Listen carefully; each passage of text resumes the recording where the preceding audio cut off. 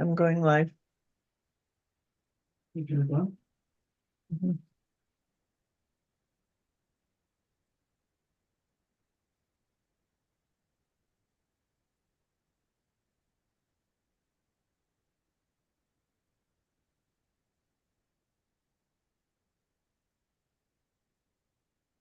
Good afternoon, everyone. I am here with the lovely Dr. Paula Perez, and I'm excited to speak with her today. So, Paula is an educator, an author, speaker, entrepreneur, and coach dedicated to empowering single women of faith to love and embrace themselves so they can enjoy their season of singleness. When her clients are ready, Dr. Paula teaches them to date in a way that attracts a partner who aligned with their values and beliefs. Many people buy into Hollywood's view that we need someone to complete us. Dr. Perez teaches that we can step into the world completely and whole, whether it's loving ourselves or somebody else. Regardless of our season in life, we can find fulfillment by doing the work from the inside out. Her passion for serving singles comes from her own experience. At 16, she decided not to have sex until she married. Her 4-step framework helped her keep her vow until she wed at 49. She is married to John E. Perez and resides in New York State in the Hudson Valley. Dr. Perez will be speaking to us about the 4 keys to inner fulfillment, and I can't wait to hear all about it. Thank you for being here. It is my pleasure to be here with you, Randy. This seems like it's been a long time in the making, but the day is finally here. And I'm so excited about this. This is just an awesome, awesome venue that you put together. I heard Jasia, your last speaker, and just what an amazing guest she was. So this has just been an awesome lineup, and I feel privileged to be a part of it. So thank you. Thank you. I'm grateful to have you. And let's jump right into it. This is awesome. Okay, so first, tell us a little bit about yourself. Well, you read some of my bio, but I'm the eldest of 4. I grew up in New York State all my life. I happen to be the daughter of a preacher. There's preachers all throughout my family, so that uh, church background is very strong in my history. But I also have a passion for young people, for children. I was in education over 30 years in various capacities. I was a elementary school teacher, a central office administrator. I did things at the state level. I taught at a state college in their education department. So education is a big part of my life, and I've done that. I turned 61 in 2021. And on my 60th birthday, I said, I want to write my story down before I turn 61. And thank God the Lord allowed me to accomplish that. I wrote the book and finished it 3 days before my 61st birthday. And that book was a memoir.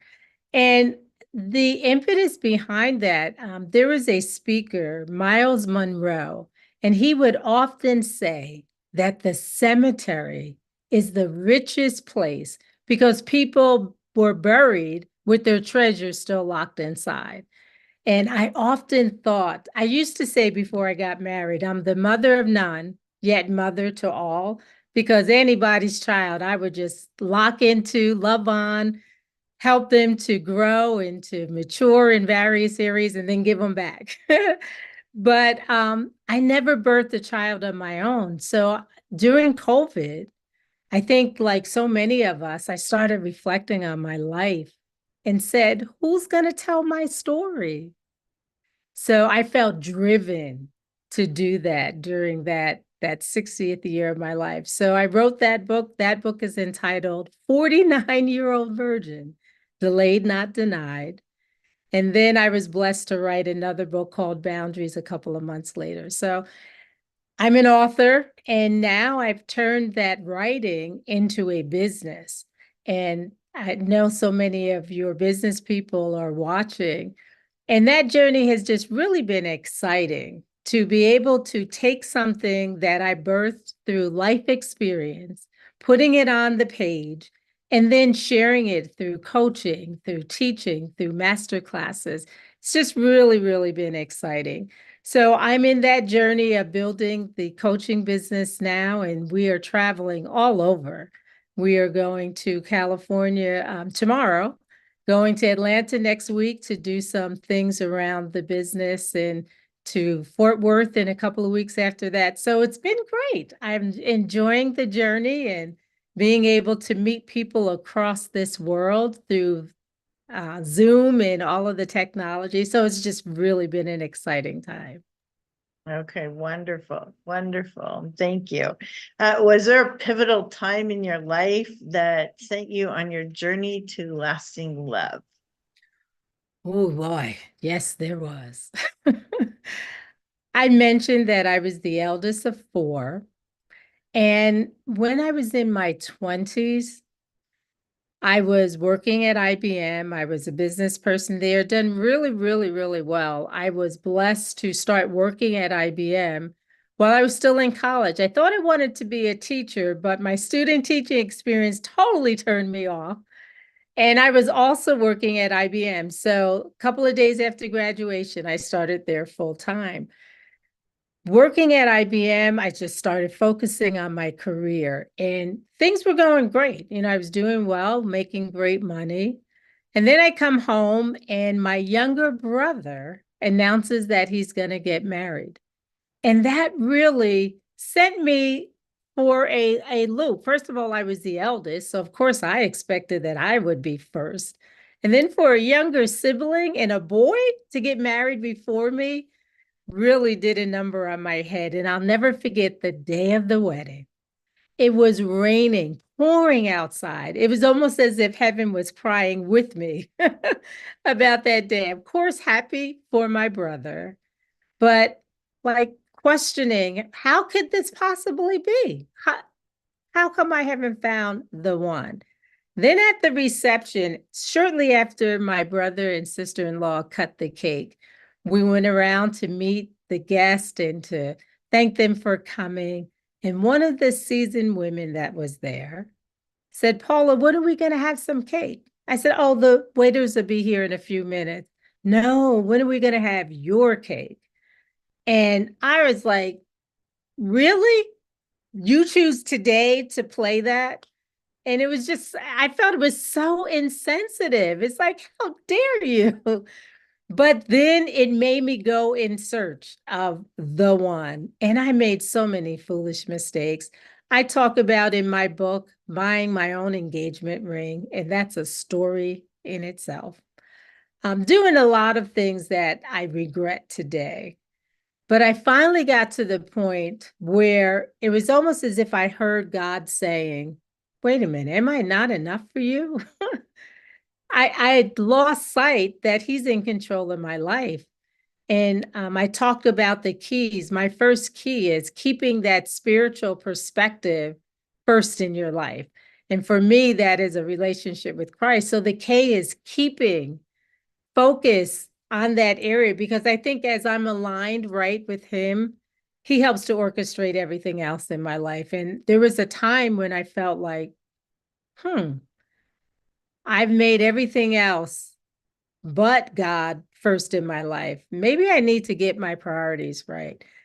And I did that. And it actually opened up an opportunity for me to turn my life and my eyes on myself, and to start looking at, okay, what is driving you?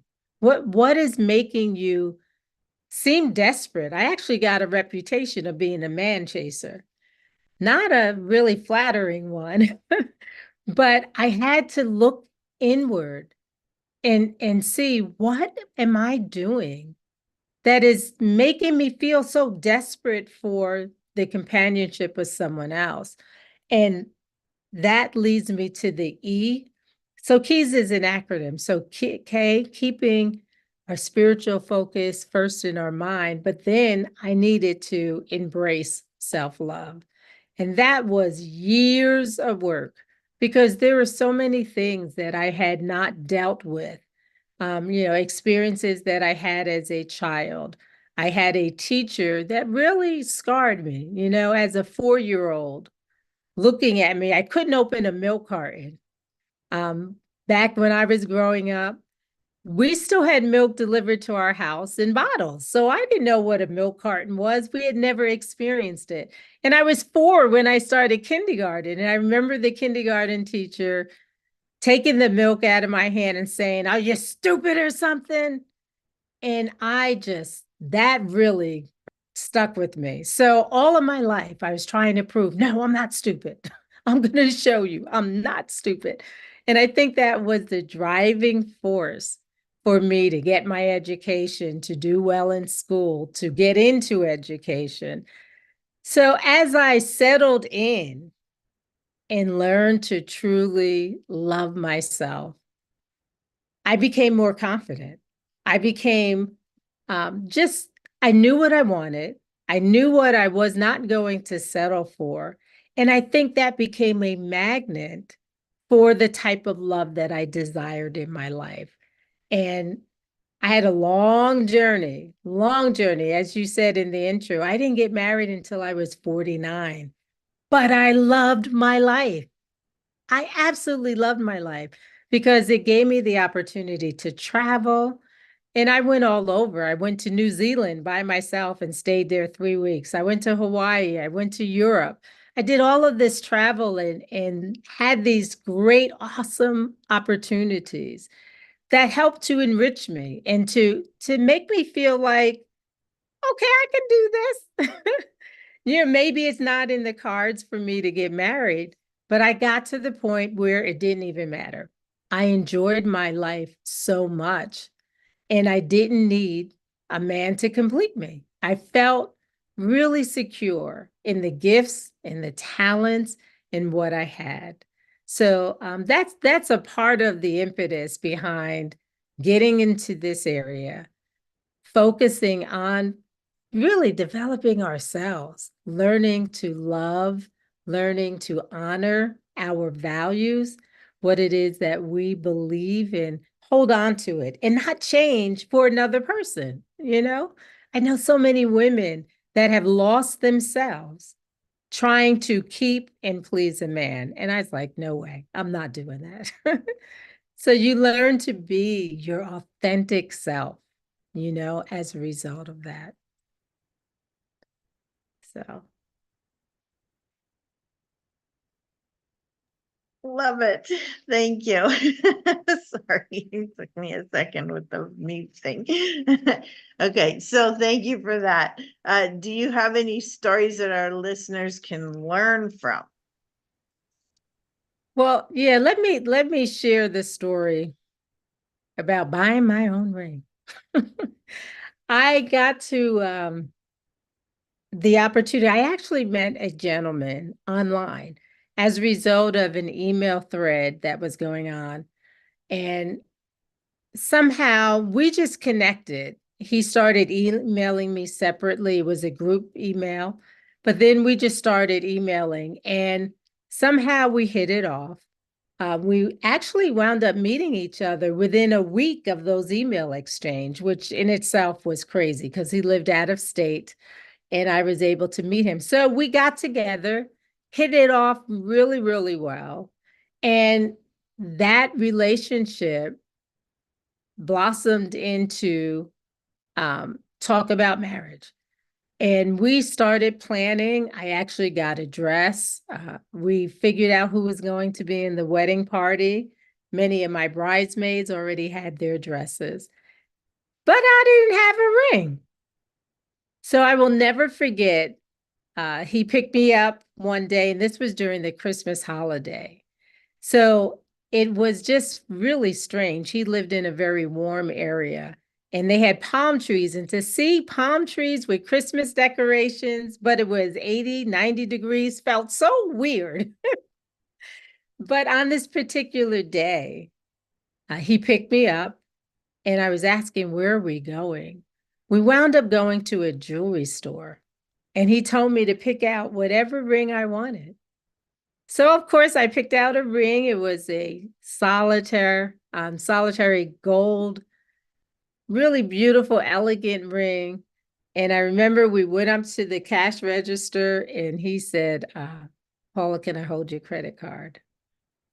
Now, alarms are going off in my head, but I started rationalizing, well, we're going to be married in June and nobody needs to know. And that's what we often do in our relationships. Red flags are going off all over the place. We see the text messages from other women, or we overhear him talking about plans with somebody else, all of this stuff. But because of our emotional state, we ignore, we think, oh, we'll fix them. And I totally ignored it and handed over my credit card and wound up buying my own ring. And that was, just one of many, many things that happened in this relationship. But I remember having a dream, and I dreamt that we got married and we had our first big fight, big blowout. And he left and went home to his mommy. And it scared me to death. I was like, I can't do this. I need someone that can love me for me, that will be there for me, and that will help to keep me. So I talked a little bit about those keys, keeping our spiritual life first, embracing self-love. The other one was to really have a yearning to learn from what you see, from the data you collect during your dating time. And I started looking at all the data and it just didn't add up. It just made me feel sick to my stomach. And it took me a couple of months, but I finally got to the point where I started listening to what my gut was telling me, and I called the relationship off. And it was one of the hardest things I ever did. As you get older, you realize, okay, time is running out. If I want to have children, all of that. But for me, it wasn't worth it. I had gotten to the point where I loved me enough that I knew I wasn't going to put up with that, but I still had work that I needed to do. So as a result of that lesson, I took some time off. I stopped dating and really focused again on the inner healing that I needed to take part in. And I hope women in particular, because we're usually the ones that are guilty of this, I hope that we will listen to our bodies, listen to the alarms that go off in our head, and don't ignore them. Pay attention to what you are picking up. And that's the purpose of dating, to collect data, to make an informed decision. And I'm so grateful that I decided to listen and to make a change and to do something about it. And not to say, oh, you already have your dress. People already know you're getting married. What are people going to say? No. Yes, I lost money on it, but I'd rather lose money than to lose myself, to lose my soul by being married to the wrong one. And he was definitely the wrong one. So, yes, I'll And tell you. how old were you at that point? I was 36 when that happened. So it wasn't for another 13 years Mhm. until I met the love of my life. And of course, he bought the ring. I didn't have to do that. Yeah. So Yeah. it's just, the experience was so crazy. And I have seen so many women, like I said, that totally ignore the warning signs and push through anyway. And many times it's out of desperation, feeling like, well, what if nobody else asks me? It's Or not. they're desperate to leave home. And that's their way out. Yes, that is such a good point. Yes, yes, yes. I totally agree. I can think of two women in particular. They were 21, but they were still living home. And yes, that was their escape. That was their exit out.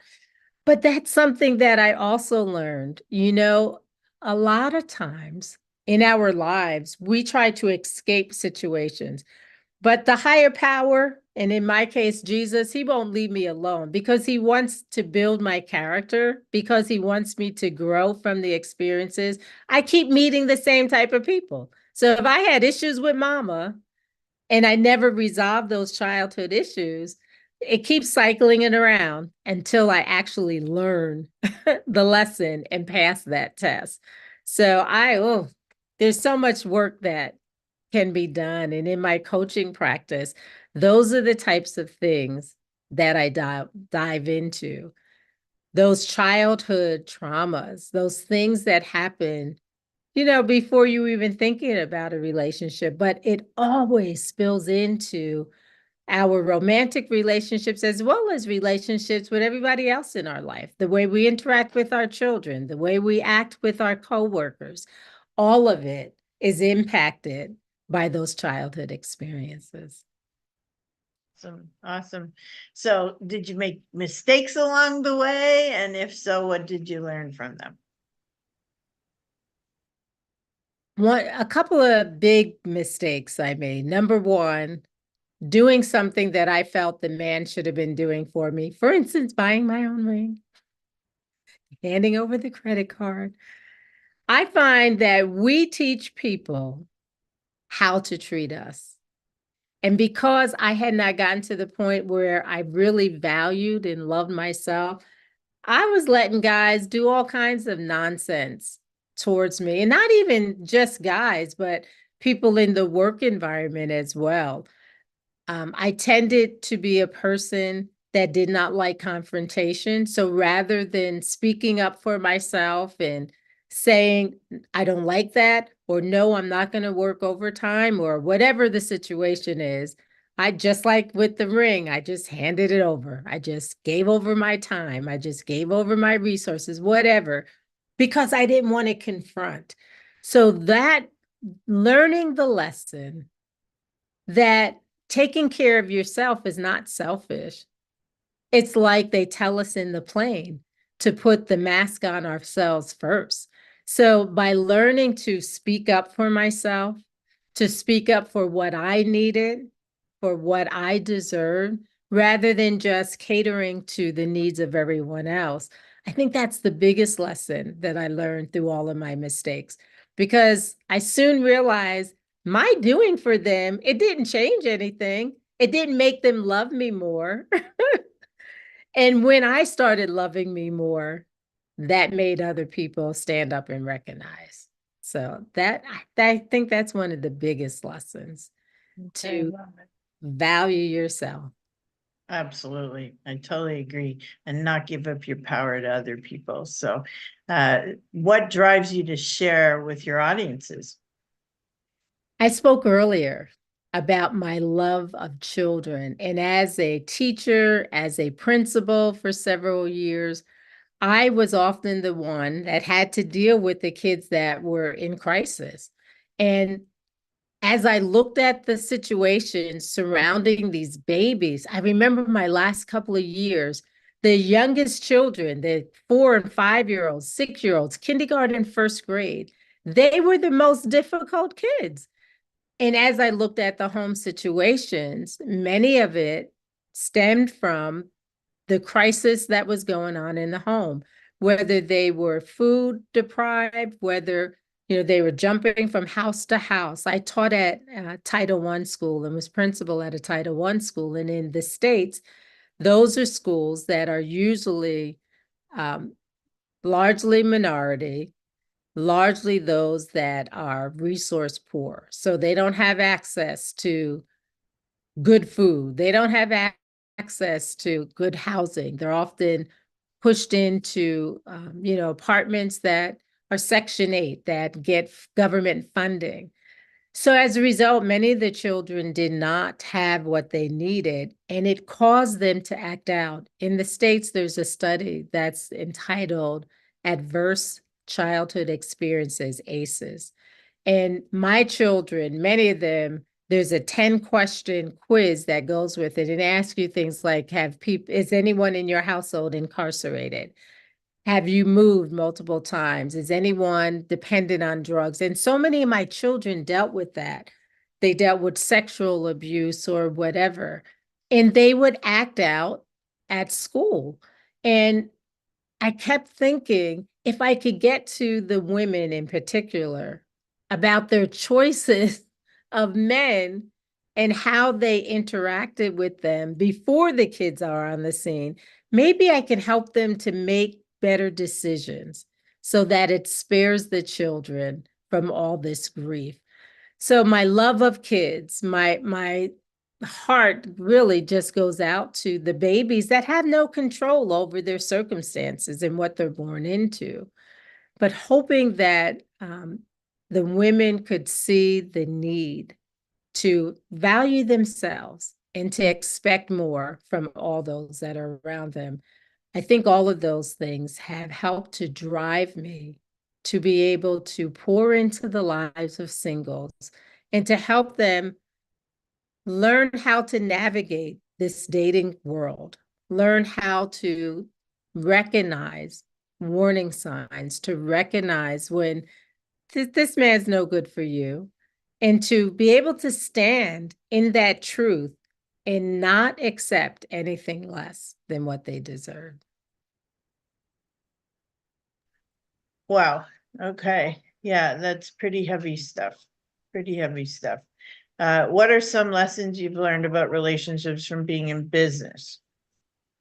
So being in business, I mentioned earlier that I worked at IBM. I was at IBM almost 10 years, then went into the education world, and now in my own business. That aspect of learning to talk with our employees, our employers, to be able to put out there what it is we need, that is a skill that we need not only in business, but also in our relationships. So I have been finally able to articulate exactly what my expectations are. Many times as boss ladies, we have no problem saying to our clients, we need this, to those that work for us, we need you to do this, we need you to do it by this time, we need it to be done this way. But we didn't always translate that to our personal relationships. And I learned that I need to be the CEO of my life in every aspect, not just in the business world, but also in my personal relationships, what I expect of my spouse, what I expect from children, in terms of how are we going to engage? What are the expectations in the home? And many times, because of our different backgrounds, we come into relationships just like we go into business with different expectations. So it's important to level the playing field, to be able to articulate what our values are, to articulate what our goals are, to articulate where we want to be in 3 to 5 years. Just like we build a business plan, we need to think about that in terms of our relationships and how we interact with others. So the business world is a great school for learning the importance of engaging and interacting with others as well. So those are some of the lessons that I've learned as a result of just getting to know people and to interact with people in different settings. Perfect. Perfect. Thank you. What advice do you have for busy entrepreneurs for getting and keeping their relationships? I think one of the important things that we need to do is to plan it. We're often very, very good at planning our work schedule. We know we have this meeting on this day. We have to be in this, achieve whatever the goal is or to get a product out on time. But we don't bring those same skills into our homes. So as we learn what it is that we need to schedule it in our home as well. So don't just expect that you're going to have dates. Plan a date night. even in terms of our, sexual life, you may need to schedule it. We're so busy and our lives are moving so fast. Put it on the calendar. There's nothing wrong with that. Put it on the calendar. So I would encourage, especially business women, to take all of those skills that you've learned in the business world. I mean, you are boss ladies, rocking it, doing it, owning your own companies, meeting the needs of your clients, bringing in the money, bringing in the bacon, as they said. But oftentimes in our relationships, for whatever reason, we relinquish that power. And I think it's important that, as I said, we teach people, even in our homes, how to treat us and to put the expectations down. Even if you have to put it down on paper, make a plan to make it happen. Absolutely. If we don't put it in, it's probably not happening. What are the 4 keys to finding love? So for me, again, the keys are keeping our spiritual life first and in right priority, embracing ourselves, learning to love ourselves, learning to just embrace the package that we're in. So many people don't like what they look like. They don't like the gifts or talents, or they wish they could change something. But learn to love the package. You were made the way you are for a particular reason in this particular season to fulfill whatever the purpose is that has been placed on your life. Why? Yearn to learn. Never stop becoming a student, first of all, of yourself. Know what you love. Know the things that you like. I think about a movie, The Runaway Bride, when she morphed into whatever her fiancés liked. She didn't even know what type of eggs she liked. So there's a scene in the movie where she starts cooking up all these different types of eggs so she can learn what it is she likes. Yearn to learn who you are, learn what your values are, learn what your partner wants, what they like. Do you know your love language? Is affirmation important to you? Are acts of service important to you? And then finally, with the S, continue to serve others. And many times you will find people that are aligned to your values as you serve. So keep your spiritual life in order. E, embrace yourself. Y, yearn to learn about yourself, learn about your partner. And S, serve others within your community, as you go along, because oftentimes you will find people that are aligned with your values, what's important to you, and it will enable you to connect in different venues than perhaps in your workplace. Perfect. Thank you. And what steps can our listeners take today? So I would encourage you to go to my website, drpaulacperez.com, drpaulacperez.com. And on there, I have a link for you to schedule a free 30-minute call with me. It's called Ignite Your Love. And I'd love to talk with you, give you a free 30-minute coaching session, and give you an opportunity to put a plan on paper for how you can attract the type of love that you desire in your life. So my website again, Dr. Paula C. Perez, DrPaulacPerez.com. And you'll see it right there on the page. There's other resources on my website. If you scroll all the way down to the bottom of the page, you'll see my social media and you can follow me there. And I also, if you type the word summit to me, my email address is info@drpaulacperez.com, info@drpaulacperez.com. And if you email me and put the word summit in the subject line, I'd love to share with you a free resource, a book that I've written. So just send that. I just need your email address so I can send it off to you. That's fantastic. Thank you so much. And thank you for the free gift for everybody. So I hope you guys will email Dr. Paula and get that gift from her. So I love that. Thank you so much. Thank you for an amazing presentation. It Thank was fantastic. And yeah, I am so grateful to have you on and appreciate you sharing and looking forward to connecting with you soon again. Love it. Thank you again for this time, Randy. And I wish you well with the remainder of this